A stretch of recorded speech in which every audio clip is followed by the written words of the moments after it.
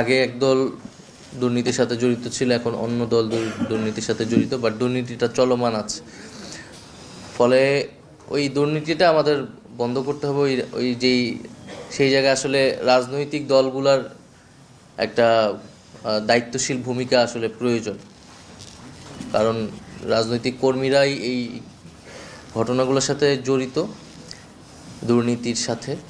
তো সেইটা একটা বিষয়। এবং রোড অ্যাক্সিডেন্টের আর বিষয়গুলোর প্রতি আরও বেশি সরকার বা নীতি নির্ধারকের জায়গা থেকে আরও বেশি আন্তরিক হওয়া। কারণ দেখা যায় যে আমরা মনে করি যে একজন সাধারণ মানুষ হচ্ছে এটার সবচেয়ে বড় ভুক্তভোগী, পাবলিক ট্রান্সপোর্ট ব্যবহার করতেছে, অ্যাক্সিডেন্টের শিকার হচ্ছে। সমাজের উচ্চ পর্যায়ের সাথে যারা জড়িত থাকে, অ্যাক্সিডেন্ট যারা করে, যে তাদের আসলে বিচার হয় না, তারা কোন ধরনের জবাবদিহিতার আওতায় আসে না, আসলে সাধারণ মানুষের জীবনটাই আসলে যায়।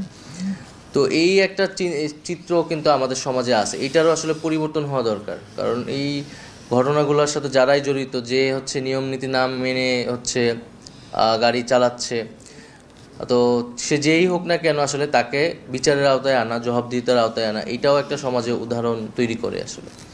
তো আমি এইটুকুই সংক্ষেপে আমার কথা ছিল, যে আমি মনে করি যে এটা কাঠামোগত সংস্কারই প্রয়োজন, এবং একটা সিস্টেম আমাদেরকে ডেভেলপ করতে হবে। রাজনৈতিকভাবে দুর্নীতি এখানে বন্ধ করতে হবে, এবং হচ্ছে যে আমাদের যে ডেভেলপমেন্ট পলিসি, সেই ডেভেলপমেন্ট পলিসিতে মৌলিক পরিবর্তন আনতে হবে এই পুরা সড়কের নিরাপত্তা এবং প্রতিষ্ঠানটা সংস্কার করার জন্য।